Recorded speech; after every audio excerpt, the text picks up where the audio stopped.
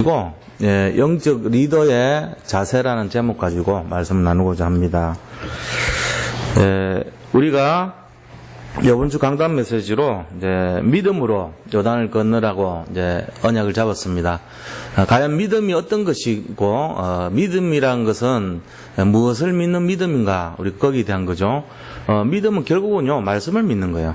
알고 보면은 하나님을 믿고 이제 성령과 그리스도 믿는 거지만 실제적인 보이지 않는 영적 존재를 믿는 것이지만 나타난 그 기록된 말씀을 우리가 쫓아가는 것이 믿음인 것입니다. 그래서 언약궤를 따라가는 거예요. 결국은 그래서 우리가 우리 앞에 어떤 문제가 있을 때 그 문제는 바로 요단으로 상징을 했습니다.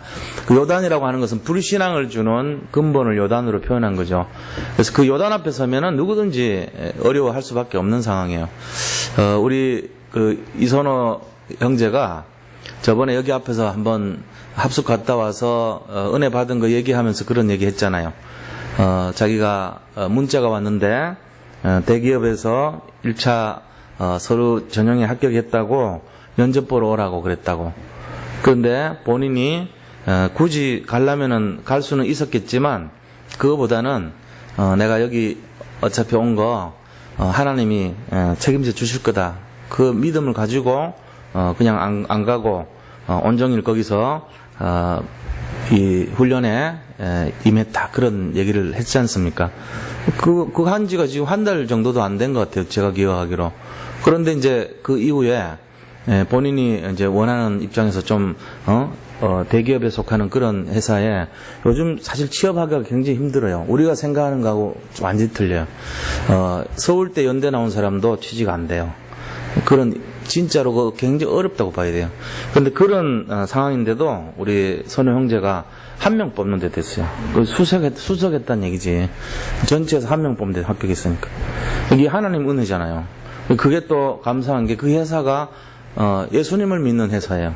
그 회사 오너가 하나님을 믿는 그 기록을 이렇게 붙여놓을 정도로 그러기가 쉽지 않잖아요. 자기가 믿는 거를 드러내는 회사가 많지 않거든요.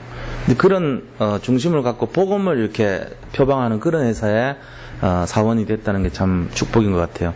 그러니까 결국은요 우리가 믿음으로 요단을 건너는 자세를 딱 취할 때 하나님이 뭘 보시냐면은 그 중심을 보는 거죠. 뭐 그러니까 우리가 제사장들이 이 곡식 거둘 때 2m가 넘고 무거운 이 언약궤를 메면서 그러면서 믿음으로 강을 건너려고 결단했을 때 감히 죽음을 각오한 거예요. 그거는 어떻게 보면은 내가 죽으면 죽으리라 이거거든요. 그런 걸 각오하고 들어갔는데 물이 딱 이렇게 한쪽으로 쌓이고 한쪽으로 쌓여서 갈라졌다거든요. 하나님은 그런 방식을 쓰거든요. 우리는 증거를 주시면 제가 하겠습니다. 이런 그런 얕은 신앙을 갖고 항상 사인을 보여주시면 내가 할게요. 이래 하는데 하나님은 아니야. 믿음을 보여줘. 그럼 내가 얼마든지 채워줄 거야. 이걸 말씀하신 거예요. 또 뭐 어린애들도 마찬가지잖아요.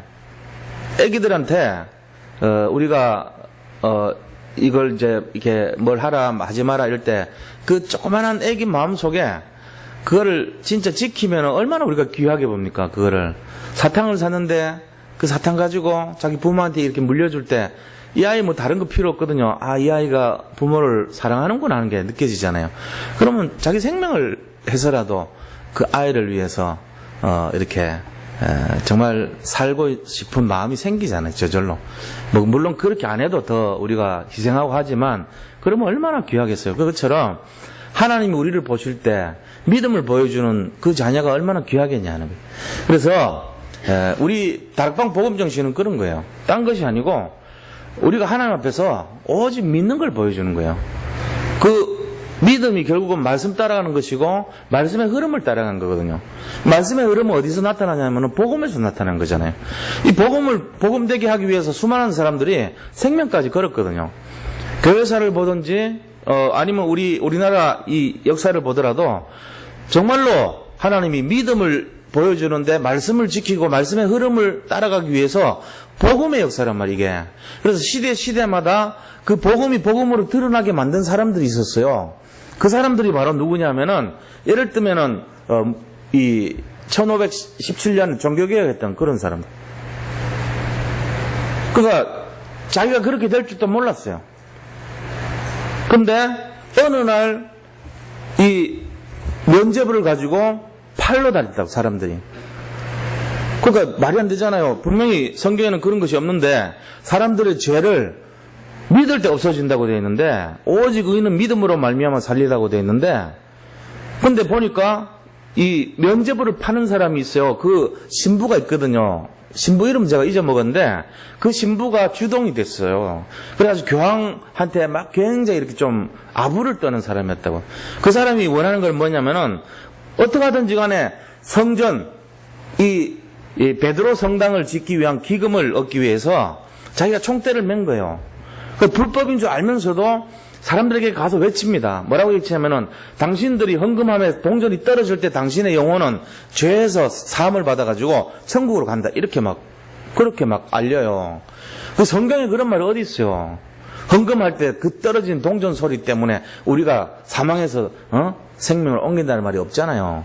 그러니까 이제 이 신부가 루터가 이건 아니다. 아무리 사람들에게 헌신을 강조한다 그래도 이건 너무 인본주의고 말이 안 되는 내용이다. 이래가지고 교황도 사람이다. 교황도 흠이 있다. 그리고 모든 성경의 말씀은 진리다. 그래가지고요. 성경에는 그런 것이 없다는 것을 쫙 반박하는 95개 종의 말을 기록했다니까요. 그게 결국은 뭐냐면 복음을 드러낸 거예요. 이 성경 말씀 속에 있는 복음을 감춘 걸 드러냈는데 이거를 누가 은혜 받았냐면은 그 당시에 성주가 아니고 그 밑에 일하는 농도들이 들고 있어 놔버린 거예요. 그래가지고 루터가 제일 먼저 한 게 뭐냐면은 딴 것이 아니고 사제들, 다시 말하면 신부님들만 보게 됐던 라틴어 성경을 독일어로 번역시켜버린 거예요. 우리나라로 말하면은 양반들만 쓰던 한자를 한글로 바꿔버린 거예요. 세종대왕처럼.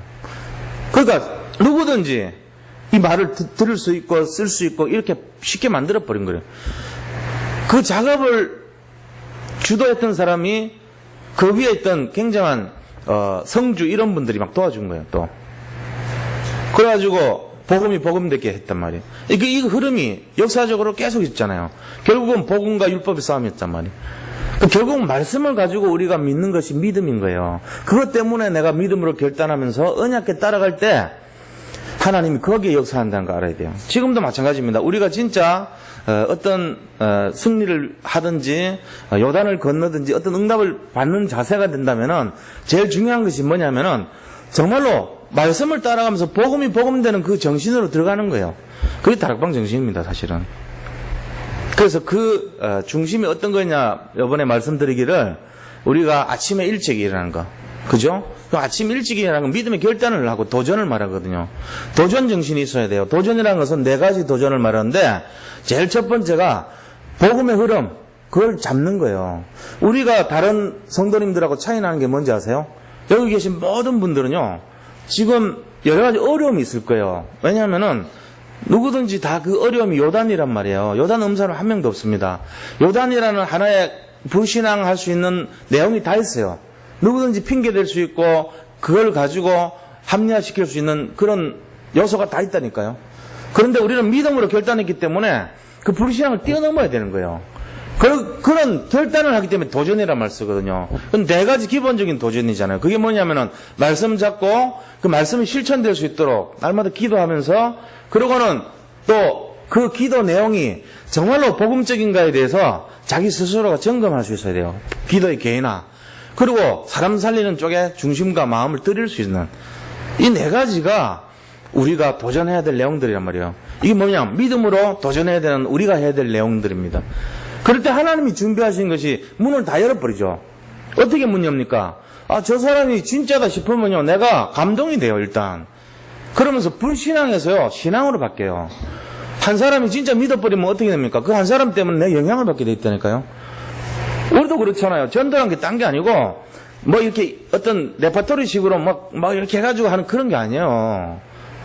그걸 우리가 잘못 이해하면은, 마치 기능적인 걸로 이렇게 그래 이해하는데 그거 아닙니다. 하나님이 그 시간표에 그 사람에 맞는 메시지예요, 사실은. 근데 그 사람에 맞는 메시지를 할 수 있어야 되는데 어떻게 하냐? 내가 중심과 가슴이 있어야 할 수 있어요. 내게 있는 것이 없는 사람이 어떻게 그걸 할 수 있겠어요? 그러니까 구원의 길 영접 메시지의 흐름은 내용은 비슷하지만 그 내용을 가지고 이 사람 속에 진짜 사람 살리겠다는 그 중심이 있어야 돼요. 그리고 사람 살리는 중심에 또 뭐가 있어야 되면은 하나님을 의지해야 되죠. 내 힘으로 하는 게 아니기 때문에. 내가 믿어야 돼요, 먼저. 내가 믿고 저 사람에게 진짜로 내 진실을 전할 때 그 사람이 진실을 잡으면은 마음의 문을 확 연단 말이에요. 그때 누가 역사합니까? 성령이 확 역사하죠. 이런 원리를 보면은 우리가 먼저 해야 될 게 뭐냐면은 내 인생 캠프 먼저 돼야 됩니다. 내가 진짜 복음 믿고 내가 정말로 그 마음과 중심이 있어야지 반응을 하지. 그것도 없는 사람이 가가지고 그냥 이렇게 기계적으로 원래 인간은 어떻고 딱 해놓고 딱 하다 중간에 딱 멈추면 어떡할 거예요? 제가 좀 바빠서요. 문 닫으면 어떡할 거예요? 발 끼워 넣을 거예요? 끝까지 들으셔야 됩니다. 당황스러워요? 어쩔 수 없잖아요. 그렇게 하면 안 된다니까요. 그게 레퍼토리가 아니란 말이에요.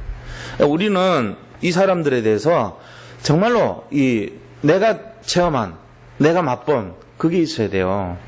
그럴 때 하나님이 문을 열어버려요. 마음의 문, 중심의 문, 정말 복음의 문을 확 연단 말이에요. 그때 성령이 역사하죠. 그러면서 모든 불신앙이 떠나는 거예요. 신뢰가 생기는 거죠. 우리 인간적인 세상도 그런 거예요. 그 다음에 오는 것이 하나님이 무너지지 않는 시스템 만들어 놓고 지교회와 제자를 세우시는 그게 이제 이 복음 운동의 시작이었고 그게 지금까지 흘러온 게 교회 형태로 남아있는 거예요. 이것도 하나의 지교회 아닙니까? 하나님 나라에. 하나님 나라가 있는 저 본교회가 있는데 거기서 파송된 지교회로 우리가 이 삼전동, 석천동을 중심으로 이 중심에 세워놓은 거예요. 우리는 이 지교회 운동을 지금 하고 있단 말이에요. 어떻게 보면 큰 지교회입니다, 이게. 그렇잖아요. 여기서 이제 말씀, 생명 이렇게 하면서 사람 살려야 되는 거예요. 이게 우리가 이번 주 강단에서 얘기했던 내용들입니다. 믿음으로 요단을 건너라. 이번 주에 이상한 게 제가 장례식을 오늘 또 갔다 왔거든요, 좀 전에. 근데 저번에 또 선교사님 돌아가셔가지고 두 분이 이렇게 이번 주에 다 돌아가셨어요. 선교사님하고 한 분은 이제 그 목사님, 장모님인데 오늘 장례식장을 두 번을 왔다 가면서 우리 훈련 받기 전에 가고 훈련 끝나고 와서 가고 이게 무슨 일인지 모르겠어요. 연속으로 계속 그걸 보면서 우리가 진짜 이 세상 살 동안에 진짜 복음 전하고 살아야 된다. 그걸 딱 다시 한번 잡은 거 있죠.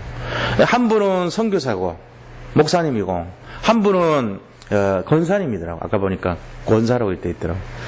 그러니까 이 두 분 다 신앙이 좋은 거잖아요. 둘 다. 근데 영적인 분위기가요 달라요. 딱 가서 조문을 하는데 흐느끼고 이런 분위기 전혀 없어. 우리는 가면은 이게 다 복음을 전하고 이런 분위기잖아요. 전부. 그러면 축제까지는 아니지만은 나름대로 울고 이런 분위기 하나도 없어요. 둘 다 똑같아요, 분위기가. 내가 보면서 그래, 이 땅에 살면서 복음 중심으로 진짜 말씀 중심으로 살았던 분들의 이 장례식은요 좀 다르더란 말이에요. 근데 그게 아니고 그 옆에 막 곡소리하고 뭐 이런 거 들리잖아요. 왜 그래요? 너무너무 이 땅에서 재앙 속에 살았는데 영적으로 시달리고 살았는데 죽어서 또 그걸로 가니까 얼마나 안타깝겠어요. 그러니까 막 아이고 하면서 내가 뭔지는 모르지만 그 사람들 하는 일이 이해가 돼요. 당연히 그럴 것 같아. 그죠? 안 그렇겠어요? 살아서도 지옥이요, 죽으면 더 지옥인데 얼마나 안타깝겠어요. 울어줘야지. 그런 마음 들더라고. 우리가 참 축복받은 인생이에요. 그거 아셔야 됩니다. 그래서 오늘 제가 나누고 싶은 말씀은 진짜 영적인 리더가 돼야 된다. 그럼 영적인 리더로 설려면 어떻게 해야 되냐, 그 자세가. 우리가 이 땅에 살면서 사람들 살리는, 이끌어가는 리더십을 발휘해야 돼요.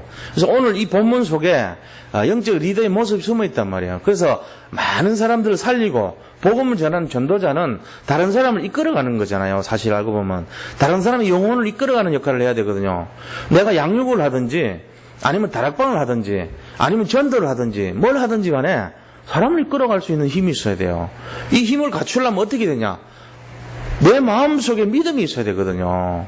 그래서 영적인 리더는 어떤 자격을 갖추고 어떤 자세를 갖고 있는가 한번 보자는 거예요. 그래서 본론에 들어가서요.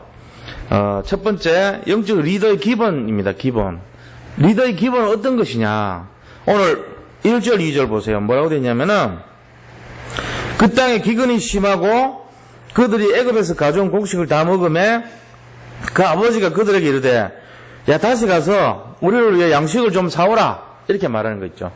근데 지난번에 가가지고 이 베냐민 안 들어오면은 못 온다 그랬잖아요.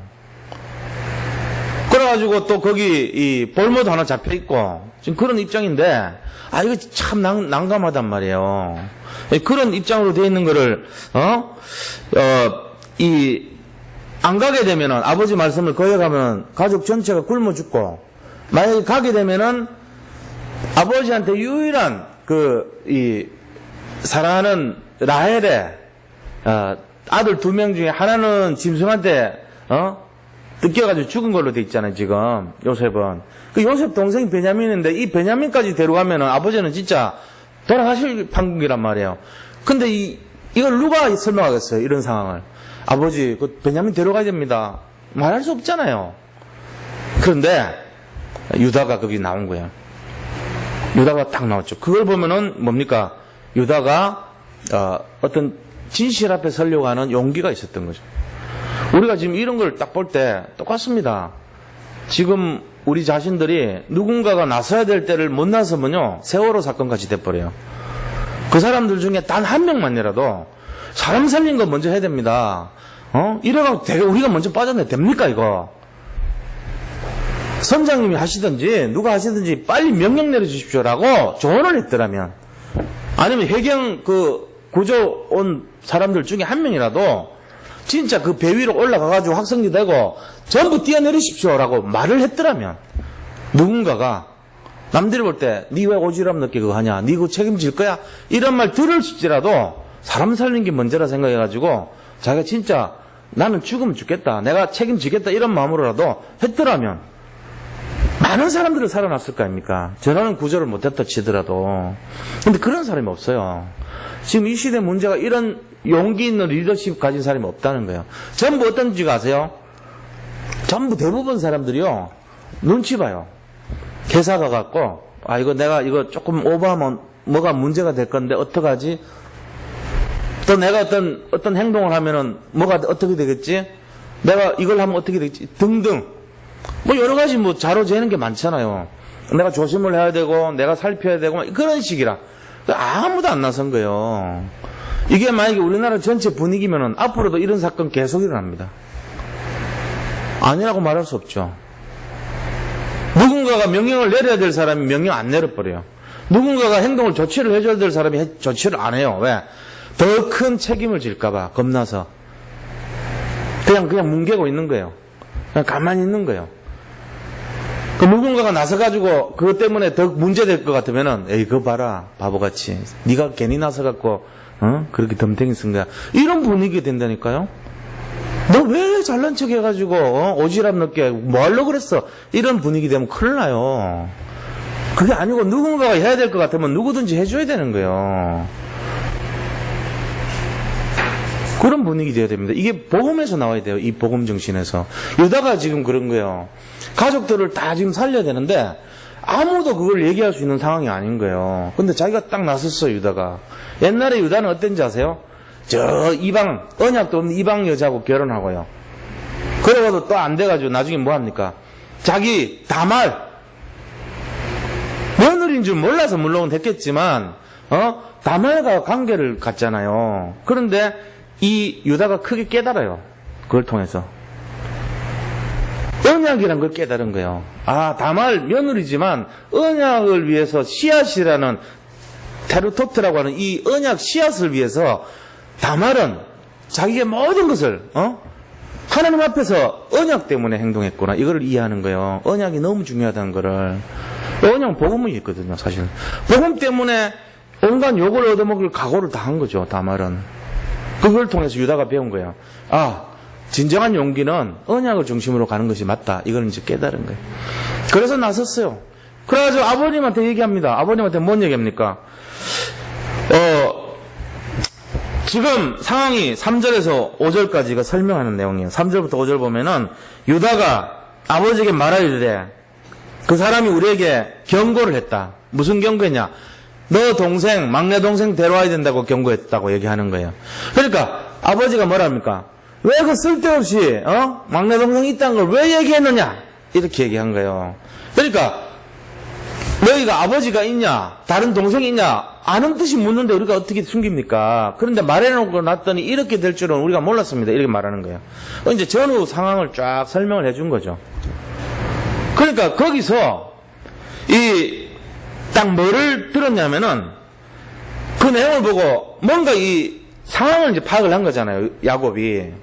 그러면서 8절에서 10절 사이에 또 설명 또 합니다. 뭐라고 얘기하냐면은 유다가 그 아버지 이스라엘에게 그 아이와 나와 함께 보내시면, 저 아이를 나와 함께 보내시면 내가 우리가 살고 만약에 안 보내면 우리가 전부 죽을 겁니다. 이렇게 얘기하는 거예요. 그리고 만약에 저 아이에게 무슨 일이 있으면 제가 대신해서, 저 아이를 대신해서 제 목숨을 걸겠습니다. 이런 말하는 거예요. 유다가 이제 옛날하고 틀려요. 옛날에는 완전히 자기 혼자 살라 그러고, 자기의 유익을 쫓으려 그러고, 방탕한 생활도 막 하고, 이런 분위기였는데, 이게 달라진 거예요. 그 리더십은 뭐냐면은, 아버지가 무슨 얘기를 하더라도 내가, 아니면 또 요셉이 무슨 일을 당하더라도, 베냐민이 무슨 일을 당하더라도 내가 대신 뒤집어 쓰겠다는 마음이죠. 이걸 이제 희생정신으로 볼 수 있는 거예요.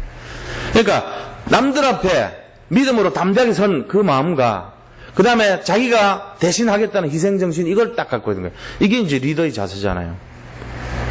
이제 유다가 그렇게 딱 된 거예요. 그런데 이 9절에서 뭐라고 얘기했습니까? 아까 내가 그를 위하여 담보가 되오리니, 내가 그를 위하여 담보가 되오리니 그 책임을 나한테 물어주세요. 이렇게 말하거든요. 아버지께서 내 손에서 그를 찾으소서. 내가 만약에 못 데려오거든 날 죽이라는 거예요. 아버지는. 내가 대신해서 담보를 세우겠다. 만약에 내가 못 데려오면 내 목숨 걸겠다. 이 얘기한 거예요. 지금 옛날 유다가 아니에요. 옛날의 유다는요 완전히 좀 망나니 비슷하게 그런 분위기고, 진짜 자기 입밖에 모르는 그런 분위기고, 육신적인 그런 분위기고, 이런 유다였단 말이에요. 근데 이 유다가 딱 리더십을 발휘하기 시작하는 거예요. 자기 영적 문제를 뛰어넘은 거죠. 뭐 때문에 그랬을까요? 믿음이 생긴 거예요. 누구를 통해서요? 다말을 통해서요. 그러니까 언약이 굉장히 중요합니다. 어떤 사건을 딱 통해가지고 우리가 진짜 믿음이 딱 생기면 그때부터 눈이 다르고 행동이 달라지기 시작하는 거예요. 전에는 막 전부 다 사람이 비굴하고 막 내 살기 위해만, 나를 위해서만 급급하고 내 이해관계만 챙기고 내 것만 따지고 세상 것만 바라보고 이랬던 인생이라면, 이제는요 믿음이 딱 생기면요, 그래 내 생명 건다 말이지. 여기에 나는 진짜 오직 내게 되겠다, 이런 식으로 바뀌어요 인생이. 우리에게 지금 필요한 게 뭔가 한번 생각해 보셔야 돼요. 우리가 지금 이 시대에 복음이 희미한 시대입니다. 교회마다 전부 미자립 교회가 대부분이에요. 작게는 70%, 많게는 90%가 전부 어려워요. 교회들이. 주일학교도 지금 안 되는 데가 50%, 한국의 50%가 위기 상황이 지금 주일학교 안 들어갑니다. 지금 막 서너 명 앉아 있는 데가 대부분이고요. 이 계층별로 이렇게 제대로 된 데도 없어요. 그럴 정도로 지금 심각한 상황이 와 있어요. 거기다가 교회는 계속 지금 세상으로부터 외면당하고 있어요. 요번에 세월호 사건 때문에 더 그래요. 거기에 들어가는 내용 보세요. 이게 사단 전략이지. 기독교, 복음, 침례가 뭔지는 모르겠지만 그 사람들이 기독교, 복음 이 두 글자는요 아주 영원하게 사람들한테 나쁜 이미지 심어주는 거예요. 그 사람들 들을 때는 야 기독교 하지 마라, 복음이란 거 말하는 놈들 조심해라, 이런 나올 수 있어요. 잘못하면 복음이 뭔지도 모르면서도 복 받는다는 소리를 듣겠죠. 뭔가 그러면서 이 사단 전략입니다. 완전히 말살시키려고 하는, 지금 그런 시대가 돼가고 있단 말이에요. 그러면 우리는 어떻게 해야 되겠냐는 거예요. 이럴 때 우리가 하나님이 이 시대에 100명을 모아놓고는 그들에게 다 100명한테 다 기대할 수는 없잖아요. 그럼 뭔가 씨앗이 되는 그런 존재가 있어야 되잖아요. 그 씨앗 되는 존재가 누구겠어요? 진짜 한번 냉정하게 생각해보세요. 제가 신학교 가서 배울 때 뭐라고 얘기하냐면은 어느 교수님이 그러시더라고요. 우리 전 세계에 지금 자유주의 신학이 너무 들어와 있고 복음이 희미한 그런 시대가 됐답니다. 그래서 전체를 볼 때 한 5% 정도만이 그래도 복음을 설명한대요. 나머지 95%는요 신학이 거의 오염됐다고 보시면 된다. 지금 동방 정교나 이 러시아 정교, 그죠? 그 다음에, 이제 뭡니까, 그리스 정교. 이런 거요. 그러니까, 그리스 정교를 헬라 정교라고 그래요. 그리스 정교, 다시 말하면 헬라 정교, 그 다음에 동방 정교, 그 다음에 러시아 정교, 러시아 정교를 동방 정교라고 그러죠. 요 두 부류의 정교가 뭘 하냐면은, 성지순례 가면은, 이 헬몬산 밑에, 뭐 아니면은, 우리 모세가 십계명 받은, 뭡니까, 바로, 호렙산이라고 하는 그 산 밑에 큰 성이 있어요. 그게 이제 하나의 교회거든요. 산해드린 교회 이런 식으로 교회가 있다고 그게. 근데 그 교회가 누구냐면요. 바로 이 그리스 정교, 헬라 정교가 지키고 있는 게 그걸 교회라고 그래요. 우리가 성지순례 가면요. 그걸 교회라고 보고 앉아있다니까. 그리스 정교, 헬라 정교 복음 있습니까? 복음 없어요. 뭐 하는데요? 그리스 헬라 정교는요. 완전 의식해요. 불교같이 믿어요. 그것도 기독교 포함해놨다니까 지금. 러시아 정교가도 전부 막 촛불 꽂아놓고 벽에다 막 키스하고 서서 예배 드리는데 이 앞에 사제가 뭐 하는지도 모르고 사람들이 뭐 하는지도 몰라요. 그냥 배우는 게 경건한 분위기에서 막 축복 달라 이런 거 배우는 수준이에요. 미신적인 기독교. 그게 다 포함되어 있어요. 기독교에. 그리고 자유주의 신학. 예수님은 어떻게 동정녀 아들로 태어났냐. 이거 말도 안 된다 이거는. 그런 사람들이에요. 물 위를 걸어간 것도 어떻게 뚝에서 보면 사람이 걸은 것처럼 보일 수 있겠지. 뭐 이런 식이에요. 성경 속에 믿을 것도 있고 아닌 것도 있고 이런 식이에요. 그런 식으로 다 해석한 사람들이 지금 이 안에 다 들어와 있다니까요. 그 진짜 복음을요. 제대로 성경 그대로 믿고 정말로 영적으로 믿고 이 영적 존재를 이해하고 이런 게 5%도 안 돼요. 실제로. 그럼 100명 중에 5명이 안 되는데 그 5명 되는 교회들이 한국에는 대부분 많아요. 그래도. 합동이, 통합이, 이런 게 5명 안에 들어온 교회들이라고. 근데 지금 하는 거 보세요. 한국 살렸습니까? 솔직하게, 냉정하게. 아니잖아요. 그래갖고 그 정신 가지고 못 살렸잖아요. 그럼 뭔 얘기라는 거예요, 이게? 오직 복음, 진짜 복음의 어떤 정신, 복음의 자세, 영적 리더십, 이런 게 좀 의심스러운 상태 아닙니까? 실제적으로. 우리만이 옳다, 이게 아니고, 우리도 냉정히 봐야 돼요. 우리만 옳다, 이것도 틀린 거 아닙니까? 그러나 하나님이 이 복음 정신을 맡겨준 500년 만에 맡겨준 그걸 우리가 찾아야 될 거 아닙니까? 우리만 이거다 이러면 그것도 이단이에요. 이상한 거예요. 그거 아니고 우리가 진짜 이 복음 정신을 진짜 잡을 단체가 돼야 될 거 아닙니까? 그걸 해야 돼요. 여기 모이신 분들 한 분이 일당 100이 되고 1000이 돼야 되는 거예요. 하나님이 그 응답을 주셨다니까요. 우리 여러 가지 요단이 있죠. 지금 우리 앞에 요단 넘는 사람 한 명도 없습니다.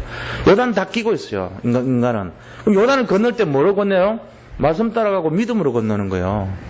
그거를 찾고 가셔야 돼요. 우리 자신을 바라보면 안 돼요. 우리 자신 바라보면 지금 전부 다 요단 끼고 사니까 아유 나는 이 문제 해결해야 돼. 거기에만 잡혀 있어요. 사단이 한 사람마다 요단을 다 줘놨다니까 지금. 요단 앞에 다 세워놨어요. 한 명도 예외 없어 이거는.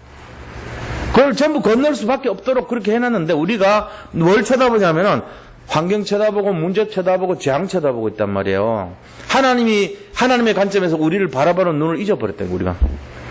그럼 우리도 여전히 똑같이 돼버려요. 100명을 모아놨는데 지금 기대하는 거 딱 한 명인데 한 명이 자기 문제 빠져버리면 어떻게 되겠어요? 이 마지막 시대에 희망 없어지는 거예요. 그러니까 그거를 잘 이해하시면 오늘 이 내용이 뭔지를 알아야 됩니다. 유다가 보여준 게 뭡니까? 담대함으로 내가 생명 걸겠다는 거예요. 뭐 때문에요? 진리 앞에 생명 걸겠다는 거예요. 내가 그 일에 대해서 내가 책임지겠다는 거예요. 내 자신을 바라본 것이 아니라는 거예요. 옛날에는 육신적이고 내 중심이었고 정말 그랬지만 이제는 내가 복음을 알았기 때문에 진리를 알았기 때문에 내가 여기 생명 걸겠다는 거예요. 왜 언약을 잡은 이후로 다말과의 사건 이후로 변했어요. 유다가. 그게 리더십이에요. 리더십의 자세는 뭔지 아세요? 진짜 성령 충만입니다. 성령 충만의 귀절이 뭐라 그랬죠? 갈라디아 2장 20절이에요. 그게 가장 리더십의 자세라고 보여요. 뭐냐면은 내가 그리스도와 함께 십자가에 못 박혔나니 그런즉 그리스도가 이제는 내 안에 사시는 것이라 그랬잖아요. 내가 이 세상에 사는 이유가 뭐죠? 나를 사랑하셔서 나를 위하여 자기 몸을 버리신 하나님의 아들을 믿는 믿음 안에 사는 것이라 그랬어요. 그게 바로 성령 충만이에요. 전에는요 내가 그리스도와 함께 십자가에 못 박힌 게 아니고 십자가에 못 안 박히려고 노력했다니까. 왜 그런 위험한 거 고통스러운 걸 내가 왜 받아요? 이런다니까. 제발 못 안 박혀주세요. 이런 삶이었어요. 그러니까 그거 피하려고 막 도망다니는 인생이었다니까. 그러면 뭡니까? 이제는 내가 그리스도와 함께 사는 게 아니고 그리스도 떠나서 구경하는 삶이었어요. 그리고 그리스도를 위한 삶이 아니고 그리스도 덕을 보려는 삶이었다니까요. 그게 우리 삶이었어요. 냉정하게 따져봐야 돼요. 내가 진짜가 아닌가. 내가 이제는 나를 위해 나를 사랑하사, 자기 몸을 버리신, 하나님의 아들 믿는 믿음 안에 사는 게 아니고, 나를 사랑하사, 자기 몸을 버리신 그리스도를 통해서 내가 덕 좀 보려고 살았잖아요. 그게 옛날 우리 모습이라니까. 이걸 좀 뒤집어야 된다니까요. 어떻게 해요? 성령 충만으로. 그게 리더십이에요. 그 리더의 자세는 거기서 나오는 겁니다. 안 그러면 세상 안 바뀝니다. 지금 5% 안에 들어온 한국교회가, 그래서 한국교회가 막 성장했던 거예요, 사실은. 5% 안에 들어와갖고. 다행히. 자유주의 신학 발 못 붙이고, 정통으로 그래도 딱 무장된 시절이 쫙 있었단 말이에요. 지금 우리나라를 이끌어가지고 남아있는 우리 장로님들 시대, 옛날 분들, 그분들이 주축이 돼가지고, 그래도 우리나라 교회가 이렇게 확장이 되고 성장했던 시절이란 말이다. 그랬잖아요. 그래가지고 1970년대부터 80년 사이 전부 막 교회가 전부 이렇게 활발하게 움직였어요. 지금요, 쫙 가라앉아 버렸어요. 왜요? 이유가 뭘 것 같아요? 개인화가 안 된 거예요. 복음에 개인화가 안 되고, 복음에 뭐만 됐죠? 그냥 주먹구구화. 복음에 그냥 이렇게 뜬구름화. 구름 잡는 화. 이런 걸로요. 두리뭉실하게 구름을, 두리뭉실한 삶, 두리뭉실한 적용. 그리고 선명한 거는 복 받는 거, 기복적인 거, 이런 거, 신비적인 거, 이런 것만 남아있단 말이에요. 지금도 그런 건 많이 합니다. 모여가지고 신유 집회하고요. 이렇게 막, 이렇게 뭔가 기적을 체험하게 하고요. 빈야대 해가지고 막 쓰러뜨리고요. 그런 거 조금 막 굉장히 사람들이 뭔가 이렇게 막 기대요. 근데 말씀을 쫓아가는 삶이 그거란 걸 몰라요. 말씀 속에서 언약궤를 통해서 믿음을 회복하는 그런 걸 놓쳐버렸어요, 사람들이. 그 복음의 개인화가 안 돼버린 거예요, 지금. 그래서 지금 유다가 이 삶을 통해가지고 언약을 딱 회복하면서 복음의 개인화가 딱 이루어지는 순간 생명을 거는 걸 배운 거예요. 내가 이거 하겠다 말이지, 내가 그거 하겠다. 책임지겠습니다, 제가. 이런 걸 딱 본 거예요. 이게 뭔지 아세요? 이게 전도입니다.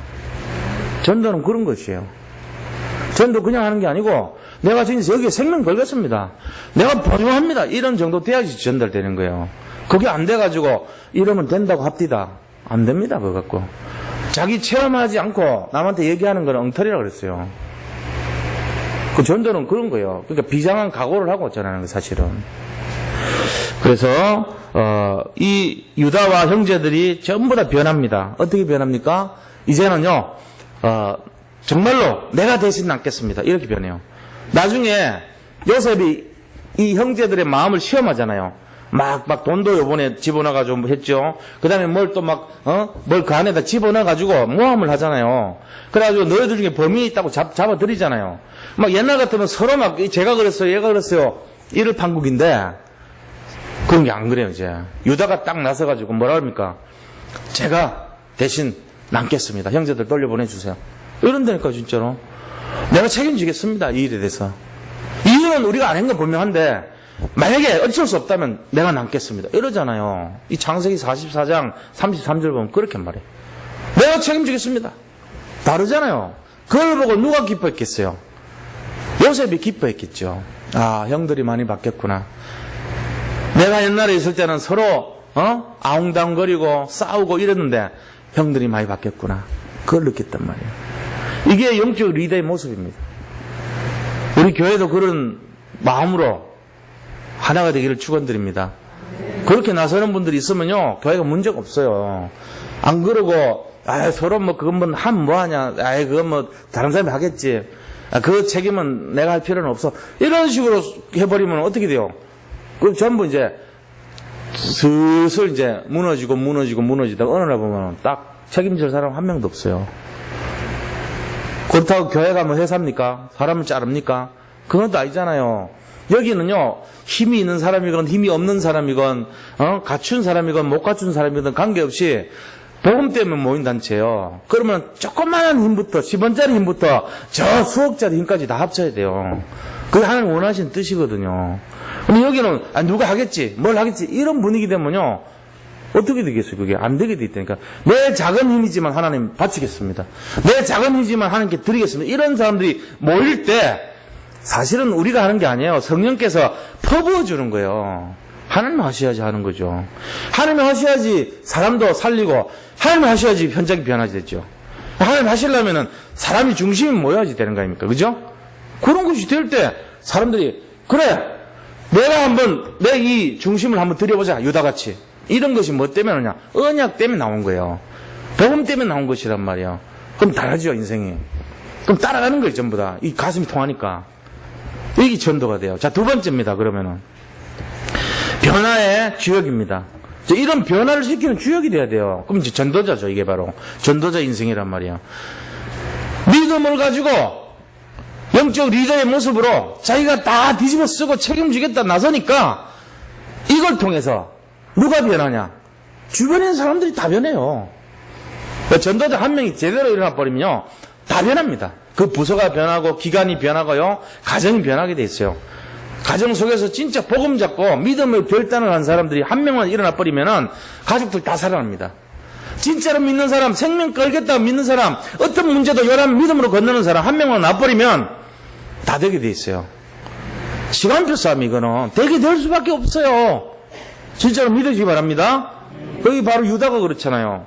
13절 14절 보세요. 뭐라고 돼 있습니까? 내 아우도 데리고 떠나 다시 그 사람에게로 가라. 네 아우도 데리고 떠나 다시 그 사람에게로 가라. 이게 누구 말인지 아세요?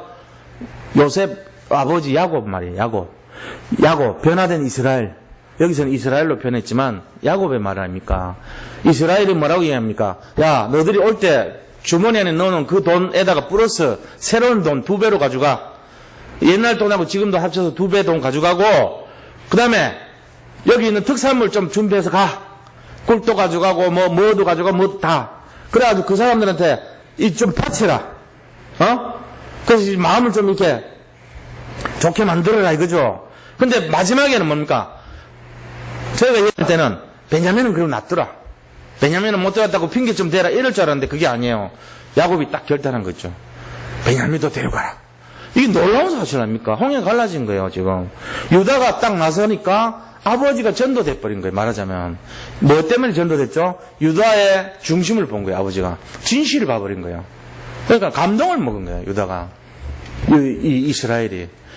그래서 유다가 진실을 말하니까 그것 때문에 영적으로 딱 전달이 되니까 야곱의 마음이 열렸단 말이에요. 물론 이게 성령이 하셨습니다. 유다의 믿음을 본 거죠 사실은. 유다가 뭐 이렇게 생명을 걸고 뭘 하겠다는 그것 때문에 한 게 아니고 성령의 역사죠.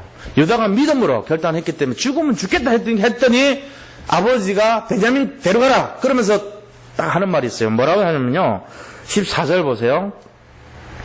전능하신 하나님께서 그 사람 앞에 너희에게 은혜를 베푸사 그 사람으로 너희 다른 형제와 베냐민을 돌려보내게 하시기를 원하노라 해놓고는 마지막에 봐요. 내가 자식을 잃게 되면 이르리로다. 아버지도 이제 믿음으로 딱 결단한 거예요. 베냐민 죽으면 죽지 뭐. 이런 마음으로. 죽으면 죽는 거지 뭐. 할 수 없지 뭐. 이게 돼버린 거예요. 이유가 뭐죠? 유다의 결단이 아버지한테 전달이 된 거예요. 아버지, 제가 베냐민 못 오면 제 목숨 바치겠습니다. 이러니까, 그래, 네 그런 마음이면 내가 보내줄게. 나 봐, 그래도 베냐민이 죽는다면 할 수 없는 거 아니야? 지금 이렇게 한 거예요. 이 믿음의 전달입니다. 이게 바로 변화의 주역이고, 이게 바로 우리 자신들이 체인지 메이커 역할을 해야 되는 거예요. 우리가 다락방을 하든지 양육을 하든지 뭘 하든지 관계없어요. 제가 지금 우리 6월 1일부터 장로님들하고 말씀 나누려고 그럽니다. 그때 물론 기초 메시지도 중요하지만요. 진짜 전달해드리고 싶은 것이 뭐냐면은 이 8가지 미션에 대한 가슴을 좀 전달해드리고 싶어요. 우리가 이 시대를 살면서 앞으로 계속 내 인생 남은 인생을 해야 될 일이 이 8가지 사명 감당하는 거거든요. 그에 대한 가슴을 나눠줘야 돼 우리가. 짧은 10분 20분을 하더라도 이게 전달이 안 되면요 맨날 변화의 주역 안 됩니다. 내부터 뭐 변화가 안 되는 그런 연약한 삶인데 요단도 못 건너고 맨날 어려움 당하는 문제 사건 앞에 휘말리는 삶인데 남을 어떻게 변화시켜요? 우리가 하는 건 아니지만 하나님이 그럴 거 아닙니까? 그 연약한 그 중심을 가지고 어떻게 성령이 역사하겠어요? 주님 앞에 믿음은 믿음의 역사인데 죽으면 죽으리라. 그러니까 하나님 앞에 딱 결단하는 그 오직의 마음이 성령을 움직인단 말이에요. 우리가 그걸 배워야 되거든요. 그래서 오늘 이게 바로 그런 겁니다. 우리가 버려야 될 게 뭐냐면은, 야곱은요, 야곱은 아들 때문에 생각 바뀌었지만 사실은 하나님 바꾼 거예요. 이 유다의 믿음이 합격을 먹으니까 그 사람이 가는 곳마다 다 바뀌어요, 사람들. 정말 믿음의 사람 한 명만 나와버리면 교회가 다 바뀝니다. 그래서 제가 이제 특별히 기도하는 게 그거예요. 하나님, 정말 믿음의 역사를 좀 이뤄야 되지 않겠습니까, 이제. 남은 인생 우리가 뭐 때문에 살아갑니까? 남은 인생을 뭐 때문에? 저는 특별히 그래요. 내가 지금까지 몸 안 좋아서 했는데 이 남은 인생을 내가 뭐 때문에 살아야 될까요, 진짜로? 거기에 대한 결단이 설 때 교회가 달라질 거 아닙니까?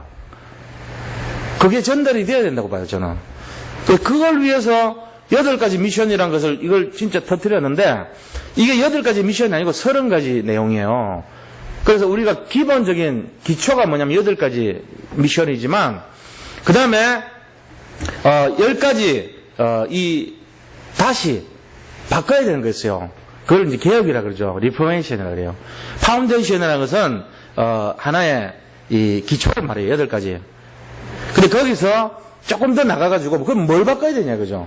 개혁을 해야 되는 거예요. 개혁해야 되는 내용 10가지가 있어요. 예배도 개혁해야 되고 뭐 어떤 우리 중심 이런 모든 10가지 개혁이 있단 말이에요. 그런데 그걸 하기 위해서 요번에 이제 5월 27일 날 이 레볼루션이라고 10가지 완전 혁명을 일으키는 거예요. 그럼 뭐 하냐? 이 땅에 와가지고 복음을요 얼마나 신비주의나 율법주의는 이 완전히 바리새인들이 망쳐놨죠. 신비주의 해가지고요 온갖 중세 시대 때 전부 신비주의가 판을 쳐버렸어요. 그래서 다 망가는 거예요, 복음을. 거기다가 마지막에는 뭐가 지금 판치고냐면은 자유주의 신앙이라 그래가지고 성경을 과학적으로, 합리적으로, 이성적으로 다 해석해갖고 영적인 부분 전부 난도질 해놔버렸어요. 그래서 남은 게 5%도 안 된다니까, 전 세계 지금. 이거를 다시 회복하자는 거예요. 그 5%조차도 힘을 잃어가요. 오직 그리스도가 아니고 봉사도 있어야 되고 헌신도 있어야 되고 뭐 밥 퍼주는 것도 있어야 되고 섬김도 있어야 되고 뭐 이런 걸 다 하는 그런 걸로 해가지고 또 그리스도 희미하게 만들어놨대. 우리는 오직 그리스도 됐잖아요. 그럼 희망이 누구한테 있겠어요, 하나님 볼 때? 오직 그리스도에 있습니다. 이거를 가지고 세상 살리자는 거거든, 그죠? 이걸 해야 됩니다, 이제. 그게 레볼루션이에요, 혁명이에요. 그 10가지 혁명이 이제 선포될 거라고, 이제 앞으로. 그럼 이 30가지 내용을 가지고 우리가 뭔가를 찾아가자는 거죠. 그 뭔가가 뭐죠? 원래 복음이 복음되게 하는 거예요. 원래 하나님이 우리에게 주려고 했던 그걸로 본질로 돌아가자는 거죠, 지금. 그런 내용입니다. 그러면 우리가 이 변화에, 이런 내용에 진심이 담겨야 되고, 변화의 주인공이 돼야 될 거 아닙니까? 그럼 그걸 되기 위해서는 어떻게 됩니까? 우리 버려야 될 게 많아요. 과거의 상처, 치유돼야 됩니다. 내가 과거에 막 힘들었던 거, 막, 어려웠던 거, 이런 거 있잖아요. 예를 들면, 저 같은 경우도 혼자 있는데 막 괜히 막 옛날에 병 들어가지고 막, 체육 시간에 혼자 남아서 막 외롭게 창문 바라보고 했던 그런 거 생각하면 막 울고, 그렇다면은, 과거 상처가 남아있는 거 아닙니까? 그런 또 친구 만나면 그런 얘기해주면서 막 같이 울고, 자기들 어렵게 살았던 거 얘기하면서 서로 부둥켜 안고 울고, 치유 안 된 거거든, 이게, 다. 치유된 건 줄 알지만 치유 안 된 거예요, 그게. 지금 그건 얘기할 필요도 없어요, 그냥. 눈물 나올 필요가 없어. 지나간 건데, 뭐. 복음 내가 복음 가졌는데, 뭐. 근데 안 그래요. 만나가지고 막 훌쩍거리면 그게 막 최고 좋아, 시원해. 팀 사역자 최고라. 치유가 안 된 거예요. 최고가 아니고. 그 만날 때마다 좀 만나면 날 좀 도와주면 안 되냐고. 끝나는데 뭘 더 필요해요? 그리스도면 됐지. 이것도 끝내야 됩니다. 그러면서 소극적으로, 눈치 보는 그런 거, 소극적인 자세, 열등감, 비교의식, 염려, 이런 거 여전히 있단 말이에요, 우리가. 딱 주님께 맡겨요. 죽으면 죽지 뭐. 그래. 한 번 가는 인생 아니야, 어차피. 내가 이렇게 좋은 복음만에 왔는데 뭘 걱정이야. 내가 복음에 죽겠다, 이렇게. 이러다 보면 사단이 확 떠납니다. 그거 할까봐 제일 겁내는 게 사단이에요. 오늘 또 여기 오시기까지 얼마나 괴롭혔어요, 일주일 동안. 금요 예배 못 오게 하려고. 생각해봐요. 사단이 그거 공격한다니까요. 이 자리에 올까봐 무서워요. 여기 오면 생명 걸게 자꾸 그런 말 하니까. 심각한 얘기가 아니고 본질을 얘기하니까 그런 거예요. 그래서 이거를 이제 우리가 봐야 됩니다. 야곱의 결단이 14절에 내가 베냐민 아이 이름을 이르리다. 이게 베냐민의 결단, 이 야곱의 결단이었어요. 그러니까는 하나님이 그렇게 안 하잖아요. 전화위복 시키잖아요. 오히려. 복음을 전달할 때 담대함으로 전달해야 됩니다. 그리고 가슴을 전달해줘야 돼요. 우리가 이 중심을 가지고 전해주면요, 그 사람이 처음에는 거부감 갖고 부담스러울지 몰라도 밤새도록 생각합니다. 저분이 뭔가가 있구나. 나는 왜 없을까? 나도 똑같이 예수 믿는데 왜 저 사람한테 있는 그 중심이 나는 없을까? 생각하게 된다니까요. 그럼 어느 날 자기가 딱 결단하게 도전하게 되는 거예요. 그때 성령이 시간표라 그래. 그게 바로 그분이 마음을 여는 시간표고 응답받는 시간표고 우리는 몰라요. 그러나 그분 속에서 일어나는 거 이게. 그래서 변화가 되는 겁니다. 이게 바로 성령의 역사입니다. 저 결론 말씀드리고 기도하는 시간 갖도록 합니다. 우리가 그럼 결론적으로 뭘 해야 되냐? 일사가고 생명을 거세요. 그러면 됩니다. 사소한 일, 지나간 일, 과거 상처, 열등감, 비교의식, 염려, 절망, 상황, 그게 요단이거든요. 요단을 뛰어넘으시기 바랍니다. 뭘로요? 담대한 믿음으로 일사가고 둘 다 얘기했어요. 유다도 내 목을 걸겠습니다. 그 다음에 야곱도 죽으면 죽지 뭐. 둘 다 뭐요? 일사가고 한 거예요. 안희숙 건사가 그랬잖아요. 내가 말이지 죽으면 죽겠다 그러고. 에스더가 그랬잖아요. 내가 왕합게 하는데 죽으면 죽겠다 그러고 갔잖아요. 주기철 목사님이 그랬잖아요. 내 이 복음 위해서 하면 죽지 뭐. 그런 마음으로 딱 하니까 전 세계에 영향을 끼치잖아요. 그렇게 되는 거예요. 이게 이제 중심이거든요. 두 번째는 뭐냐면은 영적 서밋의 삶이 될 수 있도록 우리가 복음의 리더십을 발휘해야 됩니다. 복음의 리더십은 뭡니까? 우리 자신들이 정말 믿음과 담대함으로 말씀 쫓아가는 삶이에요. 그거 해야 돼요. 말씀 중심으로, 은혜 중심으로 내가 결단하는 걸 말이에요. 그래서 도전하면은 응답이 있습니다. 우리가 해야 되는 일이 24시입니다. 이 24시에 도전하시기 바랍니다. 결론은 뭐냐면은 세상 살리는 체인지 메이커 역할을 해야 돼요. 그래서 사람들 변화시켜야 된단 말이에요. 이 시대가 지금 하나님이 변화시키기를 원해요. 너무 세상이 변화되지 않고 있어요. 자기 자신만 아는 세상이 돼가고 있고 남들한테는 관심도 없고 무관심한 세상이 돼가고 있고 자긍하고 교만하고 돈을 사랑하고 그런 마지막 시대가 돼가고 있어요. 이런 시대 하나님이 복음을 주셨습니다. 우리에게. 뭐 하라고요? 너희들이 변화시키라. 여기 계신 분들이 변화시키기를 축원드립니다. 그 우리 주역이란 말이에요. 그 변화의 체인지 메이커의 주역이 되시기를 바랍니다. 이게 오늘 결론이에요. 유다같이 유다 한 사람 때문에 사실은 요셉의 마음을 원수를 갚는 마음에서 움직였잖아요. 유다를 용서해 줬잖아요. 유다가 딱 나서니까 형님 내가 다 용서했습니다 하고 하나님이 먼저 보낸 겁니다. 근심하지 마세요 이러면서 용서했잖아요. 아버지가 딱 마음 바꿨잖아요. 절대로 안 된다 이러던 아버지가 데려가라 이랬잖아요. 한 사람 바뀌는 거 다 바뀌는 거예요. 우리 가족들 구원할 때 진짜 이 담대한 믿음, 진짜 오직의 믿음, 내가 진실과 정말로 요단을 건너는 초월한 믿음, 그런 믿음 보여줘 보세요. 한 번만이라도. 단 한 번만이라도 봐버리면은 가족들이 놀랍니다. 저 사람 뭔가 달라졌네 이러면서. 그때 감동이 일어나는 거예요. 그때 역사 일어나요. 성령 역사. 저 사람 여전히 옛날하고 똑같네. 문제 앞에 떨고 날마다 근심 걱정하고 에휴 저래갖고 뭐 되겠나. 안 느끼는 것 같죠. 다 느낀단 말이에요. 그럼 뭐가 변화되겠어요. 똑같이 된다니까. 그러니까 우리 자신들 진짜로 한번 승리하기를 축원드립니다. 자, 이 받은 말씀 잡고 한번 같이 기도하는 시간 갖도록 하겠습니다. 우리 마음과 생각 속에 정말로 일사각오의 마음으로 이 시대에 영적 리더의 축복을 누릴 수 있도록 담대한 믿음으로 이 정말로 체인지 메이커의 주역이 되게 해달라고 기도합니다. 하나님 감사합니다. 오늘 나눈 말씀처럼 정말로 세상 사람들에게 아버지 복음의 비밀을 알리는 일에 우리가 생명을 걸기를 원합니다. 그래서 정말 이 시대를 변화시키는 주역이 되게 하시사 홀리메이슨으로 아버지 메이슨 전쟁에 아버지 우리가 돌입하는 시절에 정말 이 시대를 변화시킬 수 있는 변화의 주역이 되기를 원합니다. 주여 모든 성도님들이 정말 이 말씀을 맡은 자로서 담대한 믿음 속에 아버지 모든 현장마다 복음의 영향을 끼치고 그 한 사람 한 사람에게 정말로 참된 복음의 비밀을 전하는 진실한 일꾼들이 다 되게 축복하여 주옵소서. 우리 산들 선교교회 아버지 모든 성도님들이 제자인 것을 믿습니다. 한 분 한 분마다 시간표를 정해서 오직의 믿음 속에 승리하게 역사하여 주옵소서. 살아계신 우리 구주 예수 그리스도 이름으로 감사하며 기도드립니다. 아멘. 오늘 우리 기도 제목